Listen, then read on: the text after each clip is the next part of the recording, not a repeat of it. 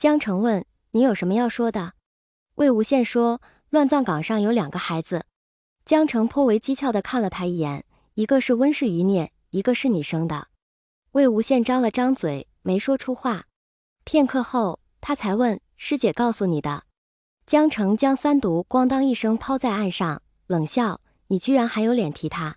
魏无羡无言，江澄也没说话。跳跃的烛光在他虹膜上映作燃烧的两束，他闭了一下眼睛，再睁开，用一种异常平直的语气说：你可知姐姐曾向我托他？你生的那个？魏无羡的喉结滑动了一下，他深吸一口气，问：何时？江澄说：金自轩死后。魏无羡不语。江澄说：他对我说，无论如何，你不会是有意为之。因为你……他没说完，只用那毫无起伏，仿佛转述他人的语气重复道：因为你。魏无羡不语。江澄又问：他叫什么？魏无羡说：阿夏。江澄皱眉：魏夏，难听。魏无羡说：可以不姓魏。江澄问：那姓什么？姓蓝。魏无羡说：姓江呢？江澄冷笑：你想拿他陪做什么？陪我姐姐，陪我父母，陪莲花坞。魏无羡无言。江澄说：陪做什么，他都赔不起。魏无羡无言。江澄又皱眉：江夏也难听，怎么取了这个名字？魏无羡说：立夏生的，其实是小马，我记错了，就当是立夏了。江澄看他，就这样。魏无羡说：就这样。江澄问：那若是秋分生的呢？魏无羡说：就叫秋分。江澄说：若是大雪生的呢？魏无羡说：就叫大雪。江澄猛然一掌拍在岸上，震得三毒跟着跳了一下。许久，他一字一顿地说：魏无羡。魏无羡说：抱歉。江澄冷笑：你该抱歉的太多了。魏无羡不语。江澄说：所以呢？魏无羡说：我遣2人分2路送他们下山。江澄说：你可真会挑时间。魏无羡说：只能如此。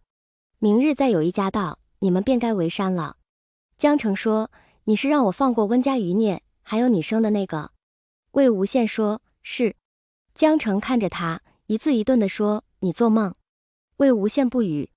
江澄的手指搭在三毒剑柄上。魏无羡垂眸，无声地叹了一口气，又抬头看江澄。他低声道：质子何辜？江澄豁然起身，抬手将三毒狠狠掷在魏无羡眼前。仙剑极度锋利，斜插入土，犹自微晃的剑锋将烛光映得刺目雪亮。他说：你说得好啊，魏无羡。那你告诉我，我姐姐何辜？金陵何辜？金自轩又何辜？那在不夜天死了的3000人，哪个没有父母妻儿？他们何辜？魏无羡无言。营帐内只有江澄嘶哑起伏的呼吸声。半晌，江澄抬手拔了插在魏无羡眼前的三毒，咣当一声重新丢回岸上。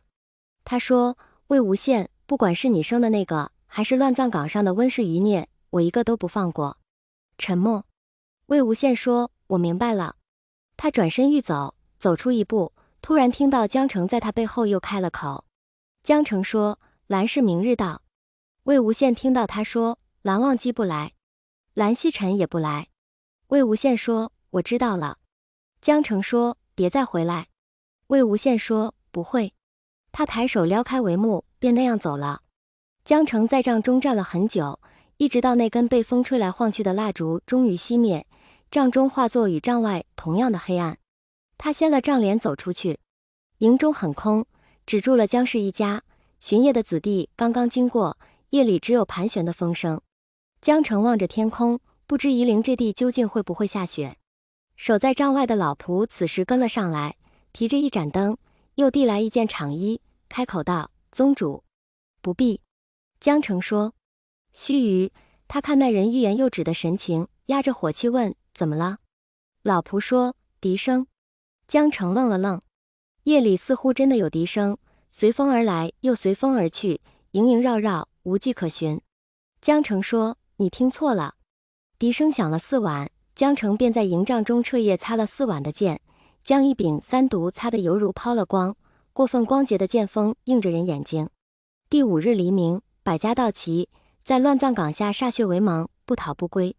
江城没喝那酒，但随他们一同摔了碗，攻上乱葬岗去了。我跟你走。魏无羡在梦中喊道：“快把我带回你家去！”蓝忘机睁大了眼睛。魏无羡喊醒了自己，却从榻上起不来。梦里的无数张脸孔在眼前打转，眼前只有一片模糊。蓝忘机与他说话，声音像是隔着水去听，他也只能有气无力的低声答，不知蓝忘机究竟听见了多少。蓝忘机探身来看他腹上的伤口，前襟被他拉开又周整的合拢。魏无羡任由自己躺了半天，终于有些力气，问道：“我这是怎么了？”蓝忘机翻过手背，用指节轻轻地碰了一下他的额头。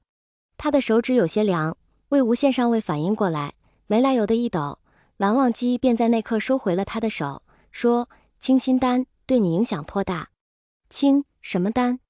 魏无羡有气无力地问。蓝忘机还未来得及开口，突见魏无羡在榻上猛地睁了眼睛，强撑着便要坐起。金鳞台、赤峰尊、金光瑶、金陵，他记起来了。蓝忘机伸手去扶魏无羡，说：“不要煽动。腹上的伤如何？”伤？没事，不疼。魏无羡俯一起身，晕得受不住。蓝忘机一手撑在他的肩上，他只好捂住了自己的额头。等到视线终于凝聚，魏无羡说：“重活一世反倒变得这么娇弱，捅一剑就撑不住了。”不及蓝忘机开口，他又喃喃道：“我这是撞了什么邪？怎么次次都和坤修扯上关系？上辈子便罢，可别说这莫玄羽当真得了我的真传，金丹也无，却先变坤修了。”他本是抱怨大过怀疑，信口说了两句，却听蓝忘机道：“本就是。”魏无羡抬头：“你说什么？你昏迷时已托家中医师诊切。”蓝忘机沉声说：“这具身体本就是坤修。”魏无羡在榻上呆住了，他的记忆缓慢地运转起来。关于岐山温氏、射日之争，那些巨传不仅亲霸仙门百家，还在民间搜罗有分化前置的孩子作为禁鸾的温氏修士。传言不知真假，他也无心落实，自也不知当真有人天生便能分化乾坤。没想到多年后兜兜转转，落到了自己身上。终于他问：“我这把年纪分化了？”蓝忘机扶着他的肩膀，让他重新躺回榻上，才说：“应已分化完成，只是天生的坤修太少，显征又不如有金丹的坤修，你不知不觉罢了。”他说得很平淡，语气毫无起伏，只像嘱咐他添水吃药一般。魏无羡却莫名觉得一股热度窜上颈侧，听不下去，又不能当着蓝忘机的面捂耳朵，只得向他内转了脸。蓝忘机不说了。许久，他听见魏无羡低低地叹了口气。蓝忘机问：“怎么？”“没什么。”魏无羡说：“只是在想这事金光瑶知不知？想他被赶下金鳞台。”大抵又多了一个理由。蓝忘机不语。魏无羡突然一激灵：“你说你家医师来了？我们在云深不知处，万一被你大哥发现怎么办？”